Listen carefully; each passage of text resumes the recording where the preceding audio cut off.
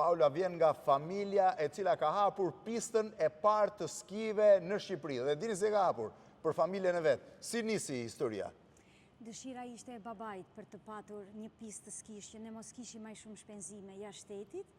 Që të bëni ski ju si familje? Që të bëni ski vetëm ne si familje, e vendosi bashkë me mamin për ta marrë si vend me qëra, edhe hapi një pistë fillimisht 400 metra. Vetëm për familje? Vetëm për familje. 400 metra? 400 metra. Ne shtypnin pistën ashtu me këmbë fillimisht, pastaj u desh nevoja për... E shtypnit me këmbë që të mund të rëshkistit? Vendosnim skit, ashtu në mënyrën tradicionale, vendosnim skit edhe ashtu shkallë ngjiteshim, vendosesh e babi, motra, unë edhe vllai të katërt në një resh, se mami gatuante, se harxhonim goxha energji.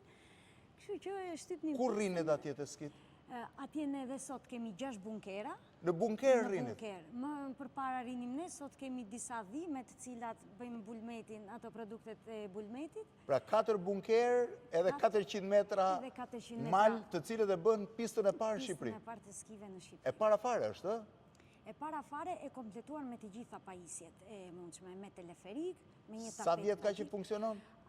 Pista fillimisht është hapur në vitin 2006 dhe le të themi që ka 20 vjet që funksionon. 20 vjet ka pasioni një babai që fëmijët e tij të skionin se po të shkonte jashtë ishte shtrenjtë. Paolo, shumë faleminderit dhe urimet për veprën që ka bërë babai. Faleminderit. Pista e parë e skive në Shqipëri.